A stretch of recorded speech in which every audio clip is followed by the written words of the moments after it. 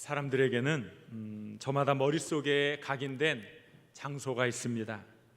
어떤 분은 사랑하는 연인을 만나 프로포즈를 한 장소가 생각이 날 것이고, 또 어떤 분은 어릴 적 어머니 아버지가 계셨던 고향 산천이 생각날 것입니다. 지금은 끝났지만 한동안 글로벌 성공 시대라는 게 있었죠. 세계 곳곳에서 성공적인 삶을 살고 있는 우리 한인들을 찾아가서 취재하는 내용이었는데, 그 중에 한 주인공이 이제 이 취재진을 데리고 자신이 사업을 시작한 그런 아주 허름하고 보잘것없는 옛 공장을 방문하여 감회에 젖는 모습을 보여줍니다. 어렵고 힘들었지만 소중한 꿈을 갖고 피땀 흘려 노력했던 시절을 그리워합니다. 그 장소는 보잘것없는 것이었지만 바로 그 수고를 통해 오늘의 큰 성공을 이루었다고 감격합니다. 제가 아주 어린 시절 어머니 아버지의 손을 붙잡고 손꼽아 기다렸던 창경원 구경을 갔습니다. 여러 가지 동물들 구경 너무 신기해서 그저 시간 가는 줄 몰랐습니다. 그리 나중에 철이 들어서 알게 되었습니다. 그것은 그저 동물원이 아니라는 사실을 알게 되었지요. 세종대왕 때 지은 조선의 궁궐이고, 우리가 잘 알고 있는 장희빈 같은 사람들이 거기 살았고, 또 사도세자가 뒤주에서 죽었던 비극적인 사건들이 일어난 바로 궁궐이었다는 거지요. 그런데 일제의 강압에 의해서 그것이 동물원으로 바뀌었던 사실, 그런 역사를 알게 되었습니다. 일본 제국주의자들은 궁궐을 동물원으로 만들어서 우리 황실의 권위를 교묘하게 능멸하고 우리 민족을 열등한 민족으로 만들려 했던 것입니다. 그 사실을 알았을 때 가슴이 저렸습니다. 비록 아무것도 몰랐던 어린 시절이었지만 그곳에서 동물을 보며 즐거워했던 제 자신이 단단히 속은 것 같아 마음이 저렸습니다. 아마 지금은 서울 대공원이 생겨서 동물들이 그리로 이사를 가고 창경궁이 복원이 되었습니다. 언젠가 시간이 되면 창경궁에 가보고 싶습니다. 아픈 가구를 딛고 일어선 우리나라의 싱그러운 기운을 느끼고 싶기 때문입니다. 모든 사람에게는 저마다 독특한 경험을 한 장소들이 있습니다. 특별히 인생의 중대 고비에서 큰 변화의 사건을 체험한 사람들에게는 그 사건과 더불어 그 사건이 일어난 장소가 큰 의미를 가질 것입니다. 여러분 어떻습니까? 여러분은 어떤 경험을 하셨습니까? 여러분은 어떤 큰 경험을 통해 과거의 삶이 달라지고 새로운 결심을 하고 새로운 인생을 살고 있는 그런 분들이 계실 거예요. 여러분들 기억 속에 남겨져 있는 추억의 장소, 내 인생이 달라졌던 의미 있는 그 장소, 분명히 그 장소가 있을 것입니다. 그래서 그곳을 지날 때면 마음이 찡한 울림이 있는 그 장소, 그 장소는 어디입니까? 오늘 우리들이 본문 말씀을 읽으면서 이스라엘이라는 민족 공동체가 과거의 수치스러운 역사를 청산하고 새로운 역사를 시작하는 모습을 보여주고 있습니다. 우리도 언제나 어떤 상황 속에서도 부족한 과거, 뼈저린 실패를 청산하고 새로운 존재로 새로운 출발을 해야 할 것입니다. 오늘 이 말씀을 통해 그래, 과거의 잘못, 과거의 아픔, 과거의 수치는 이제 내 역사의 뒤안길에 있다. 새로운 존재, 새로운 꿈, 새로운 비전으로 하나님이 주시는 귀한 목표를 향해 나아가야겠구나 결심할 수 있기를 우리 주님의 이름으로 간절히 축원합니다. 한번 따라해 보세요. 불순종과 수치의 시대를 끝내고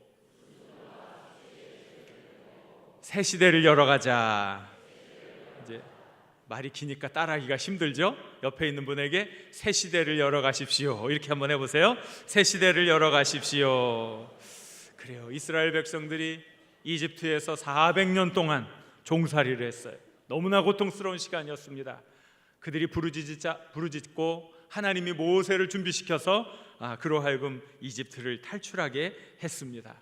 그러나 이집트에서 나온 사람들이 바로 약속의 땅에 들어가지는 못했습니다. 그들은 40년 동안 광야를 유랑했습니다. 그 유랑 생활을 끝내고 다음 세대 지도자 여호수아를 중심으로 이제 약속의 땅을 정복하게 되었습니다. 하나님의 기적으로 이제 요단강을 건넜습니다. 그리고 그곳에 진을 치고 이제 본격적으로 하나님이 축복해 주시겠다고 하신 젖과 꿀이 흐르는 땅을 점령하게 되었습니다. 아주 중요한 거점 도시인 여리고성을 앞두고 있었습니다. 그런데 바로 이 중요한 시점에서 하나님께서 여호수아에게 말씀합니다. 이 백성들에게 할례를 베풀어라, 그렇게 말씀하셨어요. 도대체 할례가 무엇입니까? 할례가 무엇이기에 이 중차대한 시점에서 그것을 하라고 하십니까? 여러분, 할례가 무엇인지 아시지요? 할례는 하나님께서 믿음의 조상 아브라함과 맺은 계약의 증표입니다. 증표. 자, 이것이 창세기에 기록되어 있는데 성경을 통해 우리가 확인해 보도록 하겠습니다. 창세기 17장 7절 8절 말씀 같이 읽겠습니다. 내가 내 언약을 나와 너 및 내 대대 후손 사이에 세워서 영원한 언약을 삼고 너와 내 후손의 하나님이 되리라. 내가 너와 내 후손에게 내가 거류하는 이 땅 곧 가나안 온 땅을 주어 영원한 기업이 되게 하고 나는 그들의 하나님이 되리라. 하나님이 뭐라 그랬어요? 영원한 언약을 세워서 너와 내 후손의 하나님이 되어 주겠다 그랬어요. 그리고 이 땅, 이 가나안 땅을 너와 내 후손에게 다 주겠다, 이렇게 약속을 했어요. 그리고 이 약속에 대해서 우리는 무슨 집을 사고 팔고 전세 계약을 하고 할 때 뭘 써야 됩니까? 잘 아시네요. 하도 세상이 험하니까 요거 꼭 챙기셔야 되겠지요. 계약서를 잘 써야 된단 말이죠. 그 계약서를 어떻게 써야 됩니까? 그래서 하나님이 방법을 가르쳐 주셨어요. 10절 11절 말씀을 같이 읽겠습니다. 너희 중 남자는 다 할례를 받으라. 이것이 나와 너희와 너희 후손 사이에 지킬 내 언약이니라. 너희는 포휘피를 베어라. 이것이 나와 너희 사이에 언약의 표징이니라. 언약의 표징, 바로 계약서라는 거예요. 하나님과 이스라엘이 맺은 그 계약의 계약서, 바로 그것이 할례로 나타난 거예요. 우리나라의 건국 설화에 보면 주몽이 나오지 않습니까? 이 주몽이라는 사람이 큰 뜻을 품고 이제 다니는데 뭐 부여라든지 주변 나라들로부터 핍박이 심해서 피난살이를 막 하는 거예요. 그러다 어찌 가다가 어떤 사랑하는 여인을 만나고 좀 같이 살다가 그만 이 여인이 아기를 낳았어요. 그런데 이 주몽은 피할 수밖에 없는 상황이 되었어요. 그래서 아이와 아내는 남겨두고 혈혈단신 자기만 피하게 되었습니다. 그러면서 이 주몽이 자기가 가지고 있는 작은 칼을 이 사랑하는 아내에게 주고 떠납니다. 많은 세월이 흐르면서 드디어 주몽은 꿈을 이룹니다. 고구려를 건국하게 됩니다. 그렇게 태어났던 아들은 청년이 되었습니다.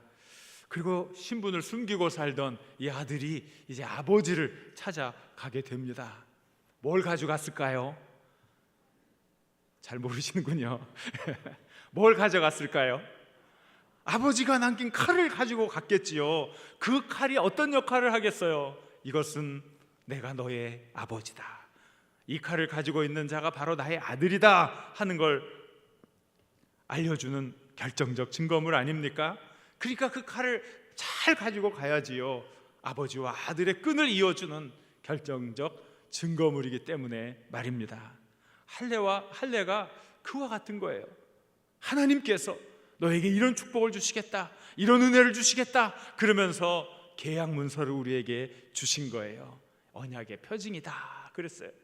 그런데 이 귀한 축복, 이것을 왜 그들은 40년 동안이나 하지 않다가 갑자기 이제 와서 40년 만에 이 할례를 베풀라고 했습니까? 우리가 그것을 알아야 되겠죠. 여호수아 5장 4절부터 6절까지 우리 같이 읽겠습니다. 여호수아가 할례를 시행한 까닭은 이것이니 애굽에서 나온 모든 백성 중 남자 곧 모든 군사는 애굽에서 나온 후 광야길에서 죽었는데 그 나온 백성은 다 할례를 받았으나 다만 애굽에서 나온 후 광야길에서 난 자는 할례를 받지 못하였음이라. 이스라엘 자손들이 여호와의 음성을 청종하지 아니하므로 여호와께서 그들에게 대하여 맹세하사 그들의 조상들에게 맹세하여 우리에게 주리라고 하신 땅 곧 젖과 꿀이 흐르는 땅을 그들이 보지 못하게 하리라 하시매 애굽에서 나온 족속 곧 군사들이 다 멸절하기까지 40년 동안을 광야에서 헤매었더니 바로 여기 이야기가 나오는 거예요. 이들은 가데스 바네아에서 하나님께 반란을 저지른 사건이 여기 기록되어 있는 거예요. 출애굽한 이스라엘 백성들이 잘 나왔어요. 하나님의 놀라운 능력과 은혜, 기적을 체험하면서 나왔어요. 그들은 아무 힘도 없는 사람들이었어요. 하나님께서 함께 해주셨고, 하나님께서 구름 기둥과 불 기둥으로 인도해 주셨고, 하나님께서 홍해도 갈라주셔서 그들이 그 땅을 나왔는데 막상 약속의 땅에 이르러서는 갑자기 인간적인 머리가 비상하게 돌아가는 거예요. 왜 거기서 갑자기 인간적인 머리가 비상하게 돌아가는지 모르겠어요. 우리가 그냥 갈 게 아니라 우리가 정탐꾼을 뽑아가지고 이 정탐꾼으로 하여금 한번 쫙 둘러보고 그리고 한번 가보자, 시키지 않은 짓을 하고 있는 거예요. 그래서 이스라엘 12지파 그 지파에서 한 사람씩 뽑아가지고 12명의 정탐꾼을 약속의 땅에 보냈던 거지요. 40일 동안 그들이 그곳을 정탐하고 돌아와서 무슨 말을 합니까? 어휴, 큰일 났습니다. 그들은요 기골이 장대한 장수들이고요, 우리는 우리가 보기에도 그저 메뚜기 같습니다. 사람들이 원망하고 불평하면서 어찌 우리를 이런 곳으로 인도했냐고 이야기했을 때 하나님이 진노하십니다. 언제는 너희들이 능력이 있어서 애굽으로 탈출했냐? 언제는 너희들이 능력이 있어서 홍해를 갈랐느냐? 다 하나님이 해주신 건데, 그래서 그렇게 죽을 거라고 한 자들을 하나님께서 그 땅에 못 들어가게 하시려고 40년 동안 광야에서 그들을 훈련시키신 거예요. 그 40년은 불순종의 그 세대들이 죽어가는 아주 힘든 시대였어요. 그 40년은 그릇되고 잘못된 노예 근성이 죽어가는 그런 시대였어요. 그래서 그 사람들이 다 죽을 때까지 그대로 내버려 두었다가 이제 그 40년 뒤에 이제 그 다음 세대들로 하여금 약속의 땅에 이제 발을 디디게 되었던 거지요. 그래서 이제 하나님께서 이제 할례를 시행하라 그랬어요. 그건 무엇입니까? 불순종의 시대가 갔다는 거예요. 죄악의 시대가 갔다는 거예요. 노예 근성이 죽었다는 거예요. 이제 너희들의 존재가 새로워지고 하나님 기뻐하시는 아름다운 나라를 이룰 만한 인격이 되었다는 거예요. 그러니까 우리의 삶에도 이런 새 시대를 열어가는 삶이 있어야 되죠. 우리의 부끄러운 과거, 수치스러운 역사, 이런 것들을 이제 다 이제 던져버리고 새로운 존재가 되어 새 시대를 열어가라. 그래서 하나님이 이 할례를 베풀라고 말씀해 주셨습니다. 이 할례를 통해 우리가 하나님의 백성이구나, 우리가 죄의 종이 아니라 의의 종이구나, 하나님의 능력과 은혜 안에 살아야 할 천국 백성이구나 하는 걸 다시 느끼게 되는 것입니다. 존재가 달라지는 축복이지요. 그렇다면 우리는 어떻게 할례를 받아야 하겠습니까? 사랑하는 장수의 가족 여러분, 여러분들 할례를 받으셨습니까? 할례를 받으셨지요?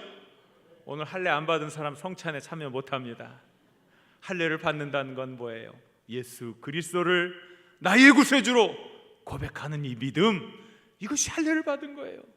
성삼위 하나님을 믿는 믿음으로 세례를 받는 사람, 바로 이 사람이 할례의 축복에 참여한 사람인 줄 믿습니다.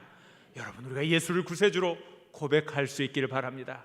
예수 믿는 믿음을 다시 확실히 붙잡을 수 있기를 바랍니다. 하나님이 우리에게 주신 그 축복의 약속을 우리 것으로 누릴 수 있기를 우리 주님의 이름으로 간절히 축원합니다. 그러면 우리가 달라지는 거예요. 우리의 존재가 달라지는 거예요. 로마서 6장 17절 18절 말씀 같이 읽겠습니다. 하나님께 감사하리로다. 너희가 본래 죄의 종이더니 너희에게 전하여 준 바 교훈의 본을 마음으로 순종하여 죄로부터 해방되어 의에게 종이 되었느니라. 너희에게 전하여 준 바 교훈의 본, 이게 뭐냐면 예수님이 구세주시다. 따라해 보세요. 예수님이 구세주십니다. 예수님이 구세주이십니다. 바로 그 교훈을 우리가 마음으로 믿고 순종할 때에 우리가 이제 신분이 달라져요. 존재가 달라져요. 죄의 종이 아니라 의의 종이 되는 줄 믿습니다. 예수 믿을 때 우리가 죄에게서 해방되고 의의 종이 되고 새로운 존재가 되는 것입니다. 고린도후서 5장 17절 말씀 같이 읽겠습니다. 그런즉 누구든지 그리스도 안에 있으면 새로운 피조물이라. 이전 것은 지나갔으니 보라 새 것이 되었도다. 아멘. 여러분은 예수 그리스도를 믿는 분들인 줄 믿습니다. 그러므로 여러분은 하나님의 축복의 약속을 받는 상속자들인 줄 믿습니다.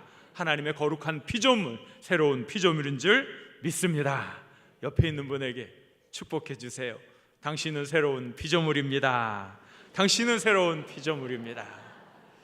자, 또 오늘 말씀을 통해서 배울 수 있는 두 번째 교훈은 우리가 존재의 변화를 통해서 숭고한 정신을 높이 세우라 이거예요.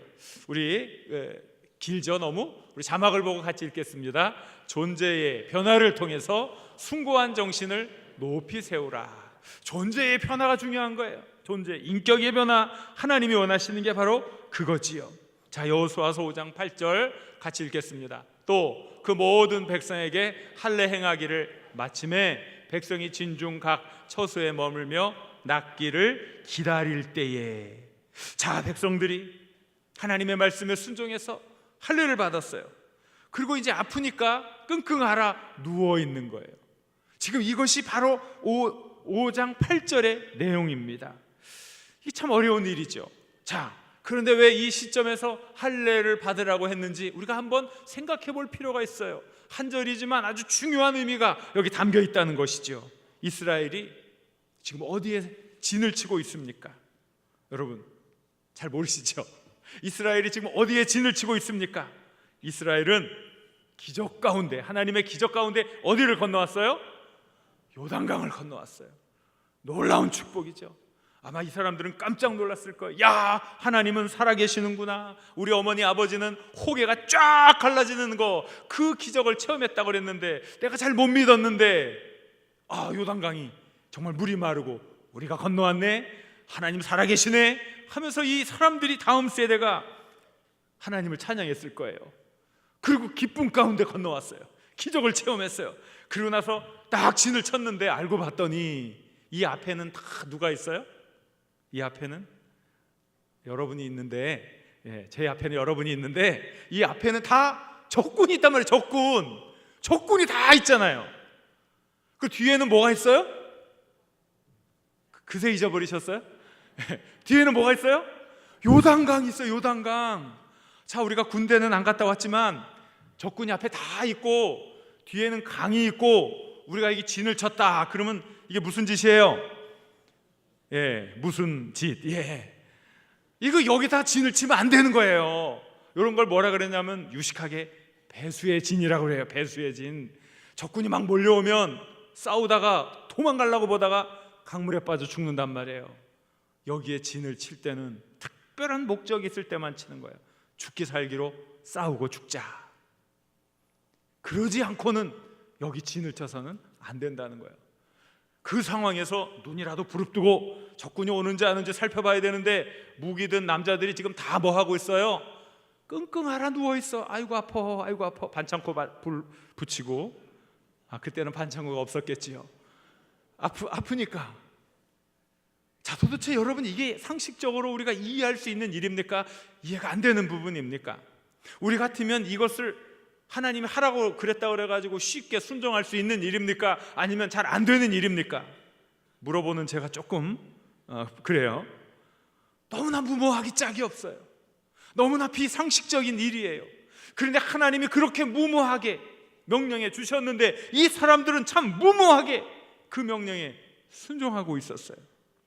인간적 기준, 세상적 기준에 의하면 우스꽝스러운 일입니다. 죽는 일이에요.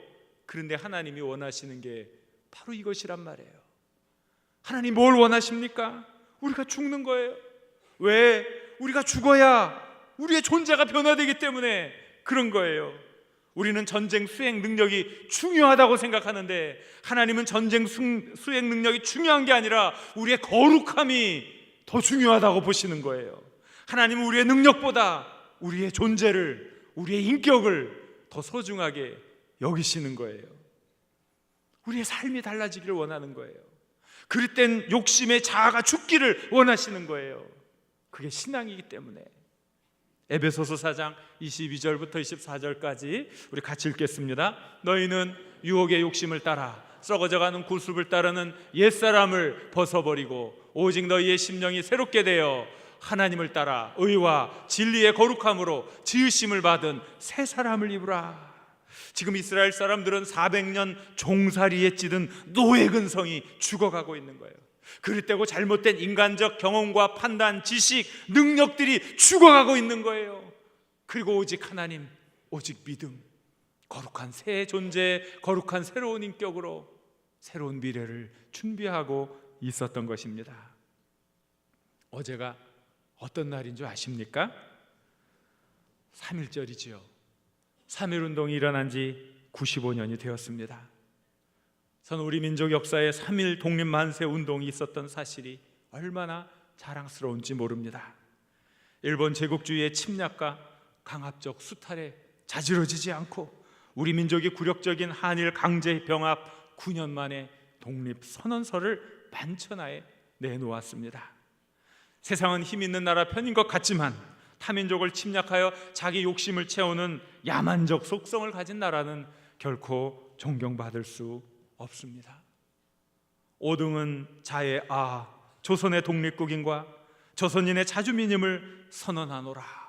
이렇게 시작된 독립선언서는 우리 민족이 얼마나 숭고한 정신을 가진 민족임을 만천하에 드러냈습니다. 이것은 우리나라의 독립을 선언했을 뿐만이 아니라 인류 평등의 대의, 인류적 양심, 전 인류가 함께 공용해야 하는 그러한 멋진 것들을 선포했습니다. 일본 침략에 의해 피해와 희생, 억울함을 말하긴 했지만 일본을 질책하는 것이 아니라 진정한 이해와 동정으로 양국 관계를 회복하고 일본이 강국답게 세계 인류의 행복에 기여하라고 점잖게 타이릅니다. 그리고 시대를 앞서는 선견지명으로 새 시대가 도래하고 있다고, 새 시대가 오고 있다고 선언합니다. 신천지가 안전에 전개되도다. 위력의 시대가 거하고 도의의 시대가 내하도다. 과거 전 세계에 연마 장향된 인도적 정신이 바야흐로 신문명의 서광을 인류의 역사에 투사하기 시하도다. 새로운 시대가 오고 있다고 했습니다. 그 시대는 힘으로 과시하는 무력일변도의 시대가 아니라 도의의 시대요, 윤리의 시대요, 정신의 시대요, 숭고한 정신이 지배하는 시대라고 선언했습니다. 오랫동안 성숙되어 왔던 인도적 정신이 새로운 문명의 서광이라고 했습니다. 얼마나 위대한 통찰입니까? 얼마나 위대한 정신입니까? 여기서 우리 조상들의 숭고한 정신이 하나님의 말씀과 연결되는 것을 알 수 있습니다.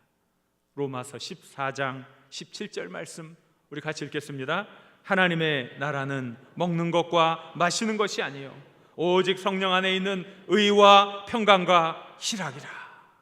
하나님의 나라는 먹는 것과 마시는 것이 아니라고 그랬어요. 여러분, 먹는 것과 마시는 것이 무엇을 뜻합니까? 단순하게 먹는 것 아니에요. 내가 어제 짜장면 먹었는데 오늘 짬뽕 먹을까? 볶음밥은 어떻고 양장피는 어때? 이게 먹는 게 아니란 말이에요. 이게 먹는 게 아니에요. 사람 사는 것을 얘기하는 거죠. 우리들이 신경 쓰는 경제력, 국방력, 선진과학기술, 문명, 처세술, 능력, 인문적 교양, 이런 모든 것들이 먹는 것이고 마시는 것 아닙니까? 세상 살아가는 능력이 먹는 것이고 마시는 것 아닙니까? 힘을 키워야 된다고, 능력을 키워야 된다고 하는 것, 그게 먹는 것이고 마시는 거예요.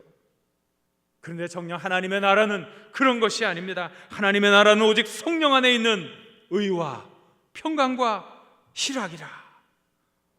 다른 사람을 배려하는 마음, 함께 선을 누리는 마음, 함께 축복을 누리는 그 고결하고 숭고한 정신, 바로 그것이 하나님의 나라라고 우리 하나님이 말씀해 주고 계신 거예요. 오늘 우리들이 너무나 잘 살아요. 물질적으로 풍요로워요. 그러나 어찌 보면 우리 조상들의 그 숭고한 정신을 다 잊어버리고 겉만 번지르르한 헛된 삶을 살고 있어요. 경제가 문제입니까? 아닙니다. 우리의 정신이 문제지요. 우리의 인격이 문제지요. 우리의 신앙이 문제지요. 정말 그 훌륭한 조상들의 부끄럽지 않는 삶을 우리가 살아야 하지 않겠습니까? 어찌해야 되겠습니까? 물질적인 가치보다는 더 고귀한 정신적인 가치를 추구해야 할 것입니다. 욕심에는 죽고 대의에는 살아야 할 것입니다. 침략에는 죽고 협력에는 살아야 할 것입니다. 독립선언서의 선언처럼 양심과 진리로 살아야 할 것입니다. 오등이 자에 분기하도다. 양심이 아와 동전하며 진리가 아와 병진하는도다. 우리 조상들은 양심과 함께 걸어갔습니다. 진리와 함께 전진했습니다. 바로 그것이 우리 숭고한 조상들의 위대한 삶이요 정신이었습니다. 오늘 우리가 회복해야 할 것 바로 이것 아니겠습니까? 이 귀한 숭고한 정신을 계승할 수 있기를 우리 주님의 이름으로 간절히 축원합니다. 마지막으로 우리는 우리의 길가를 확인해야 해요. 옆에 있는 분에게 당신의 길가를 확인하십시오 이렇게 얘기해 주세요. 당신의 길가를 확인하십시오. 자, 무슨 뜻일까요? 당신의 길가를 확인한다는 게 무슨 뜻일까요? 우리 여호수아서 5장 9절 말씀을 같이 읽겠습니다. 여호와께서 여호수아에게 이르시되 내가 오늘 애굽의 수치를 너희에게서 떠나가게 하였다 하였으므로 그곳 이름을 오늘까지 길갈이라 하느니라. 아멘. 그들의 정신이 달라졌습니다. 노예 근성이 죽습니다. 철저히 하나님 중심의 삶을 살겠노라고 무모하게 순종하면서 끙끙 앓고 있는 그들에게 하나님이 말씀하십니다. 애굽의 수치가 떠나갈 것이다. 애굽의 수치가 굴러갈 것이다. 새로운 존재, 새로운 나라를 당당히 이끌어갈 주체성 있는 사람으로 살아가라고 하나님이 축복해 주셨던 것입니다. 애굽의 수치가 무엇입니까? 기억하기도 싫은 노예의 수치 아닙니까? 그런데 하나님이 그 수치를 굴러가게 해주시겠다고 했습니다. 길갈이라는 게 무슨 의미가 있는 게 아니에요. 길갈은 무슨 물건이 굴러갈 때 나는 소리예요. 이런 걸 뭐라 그래요? 이게 참 어렵네요. 닭이 어떻게 울어요? 꼬끼요 이렇게 울잖아요. 우리 한번 해볼까요? 꼬끼요. 안 따라하세요 왜? 요걸 뭐라 그러냐? 의성어라 그래. 의성어. 그렇죠. 의성어. 소리를 빗대어서 만든 말을 의성어라 그러죠.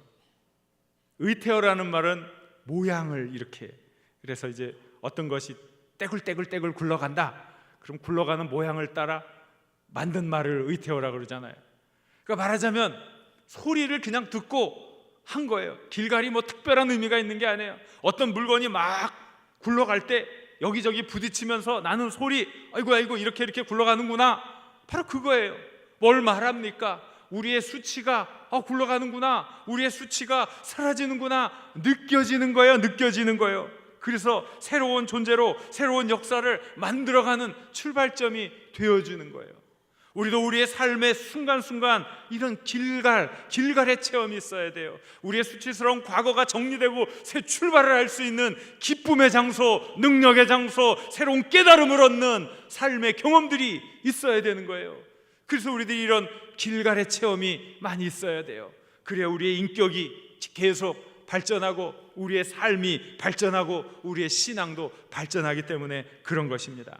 그러려면 우리는 생각의 훈련, 자기 절제, 비전을 추구하는 삶, 이러한 것들이 계속 이루어져야 하는 거지요. 오바마 대통령이 자신을 대통령으로 당선시켜준 그런 1등 공신, 피부색이 같은 흑인들이지요. 그런데 오바마가 그 흑인들에게 직격탄을 날립니다. 여러분, 나를 이렇게 지지해 주셔서 정말 고맙습니다. 감사합니다. 그렇지만 여러분 책임감을 가지고 사십시오. 여러분 자녀들을 열심히 교육시키십시오. 그래서 여러분들의 삶이 달라져야 합니다. 집에 있는 게임기를 치우고 아이들이 일어나고 잠자는 시간을 관리하십시오. 학부모 모임에 참여하고 아이들에게 책을 읽어주고 숙제를 도와주십시오. 아이들이 큰 뜻을 품게 하십시오. 아이들이 하위직에 만족할 것이 아니라 과학자, 기술자, 의사, 대법관, 대통령이 되겠다는 열망을 갖게 하십시오. 얘기합니다. 또 젊은이들에게 얘기합니다. 흑인들이 너무나 어렵고 힘든 상황 속에서 있기에 범죄율도 높다, 안다, 알아. 그렇지만 빈민가에 산다고 범죄를 저지를 이유가 있는 건 아니다. 부유층에 사는 아이들보다 몇 배 더 열심히 노력해라. 아무도 여러분의 운명을 이미 써놓지 않았다. 여러분이 여러분의 운명을 만드는 것이다. 강하게 얘기했어요. 뭘 얘기한 거예요? 흑인들의 수치, 그 수치를 이제는 더 이상 반복하지 말자는 뜻이지요.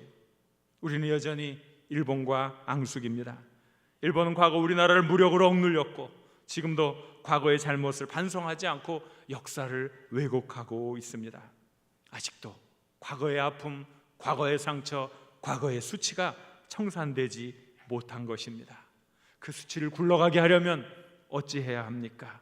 우리가 단단히 서야 돼요. 우리가 굳건히 서야 돼요. 우리가 바른 정신을 가져야 돼요. 우리가 질서를 더 잘 지키고 인류 공동 번영을 위해 더 노력하고 국력을 신장시키고 의롭고 바른 일에 더 앞장서는 거예요. 그것이 수치를 굴러가게 하는 일인 줄 믿습니다. 우리 개인적 차원에서도 각자 과거의 수치가 굴러가는 역사가 일어나야 할 줄로 믿습니다. 부족한 부분들을 늘 개선하면서 하나님의 말씀에 합한 삶을 살 때 우리는 그 수치가 굴러가고 하나님께서 주시는 영광을 체험하게 될 것입니다. 여러분에게 여러분의 아픔과 수치가 사라지는 길갈이 있기를 간절히 축원합니다. 부끄러운 과거를 청산하고 새 역사를 창조하는 길갈이 있기를 간절히 축원합니다. 여러분의 존재가 변화되는 길갈, 그래서 숭고한 삶을 살게 되는 변화를 체험하시길 우리 주님의 이름으로 간절히 축원합니다. 우리 함께 기도하겠습니다. 하나님, 내 삶을 축복하시고 은혜 더하사 새로운 존재로 이제 새 삶을 살게 하여 주옵소서. 우리 짧지만 간절하게 우리 주여 한번 부르고 함께 기도하겠습니다. 주여!